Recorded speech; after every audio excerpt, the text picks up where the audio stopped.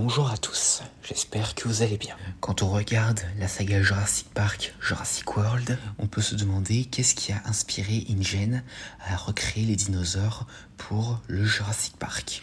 Et si je vous disais qu'ils avaient pris exemple sur le cas d'une espèce éteinte qui a fini par revenir dans l'univers jurassique, mais également dans notre monde. Vous me croirez ou pas? Eh bien, c'est ce qu'on va voir aujourd'hui. Alors, je préfère le préciser avant de vraiment commencer, mais ce dont je vais vous parler, c'est quelque chose en rapport avec l'univers des romans Jurassic Park.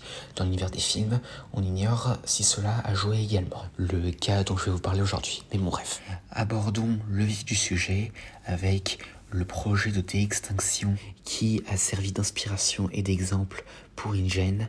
J'ai nommé le projet Quagga. Alors là, vous allez peut-être me dire, c'est quoi? Et alors déjà, comme vous l'avez certainement deviné, c'est en rapport avec l'animal appelé le quagga. Alors déjà, qu'est-ce qu'un quagga? Alors, le quagga était une sous-espèce de zèbre des plaines qui vivait en Afrique du Sud. Et il se distinguait de son cousin par son motif limité de rayures principalement brunes et blanches, plutôt que noir et blanc, principalement sur la partie avant du corps.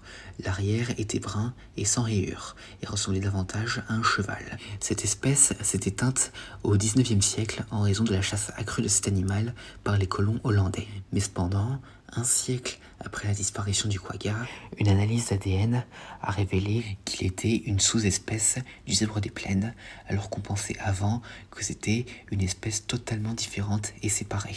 Et suite à cette analyse, le projet Quagga a été lancé. Ce projet consiste à utiliser la reproduction sélective pour obtenir une lignée de zèbres qui ressemble visuellement au quagga. Pour cela, ils sélectionnèrent plusieurs zèbres, dont la majorité avaient des rayures bien plus légères que les autres. Et encore une fois, via reproduction sélective, des bébés zèbres ont commencé à naître avec des rayures considérablement réduites. Et à mesure que le projet avance, de plus en plus de zèbres avec cette apparence sont recensés, et à ce jour, il y en a 116 dans 10 endroits, dont certains sont proches du Cap.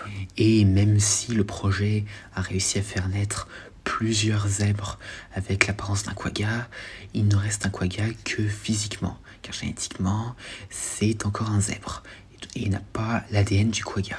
Et ce projet, comme je l'ai dit, n'est pas seulement quelque chose qui existe dans notre monde, mais aussi dans l'univers jurassique. Car en effet, dans les 2 romans Jurassic Park de Michael Crichton, le cas du quagga est cité à de nombreuses reprises comme exemple de la manière dont les animaux disparus pourraient être recréés.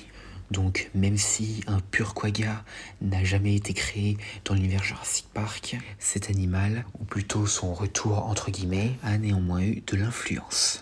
Car en plus de mentionner le retour du quagga comme inspiration et exemple dans les 2 romans, Michael Crichton s'en est également quelque peu inspiré pour l'écriture du roman Jurassic Park. Et à ce jour, comme je l'ai dit, on ignore si dans l'univers des films, le retour du quagga a servi d'inspiration et d'exemple pour InGen avec la recréation des dinosaures. Et donc voilà, c'est à peu près tout ce que j'ai à dire concernant le projet d'animal éteint ramené à la vie qui a servi d'inspiration et d'exemple pour InGen afin de pouvoir recréer les dinosaures. Bien qu'évidemment, cela ne soit pas de la même manière que le quagga. Et donc voilà, j'espère que cette vidéo vous aura plu, n'hésitez pas à me dire ça dans les commentaires et à la prochaine.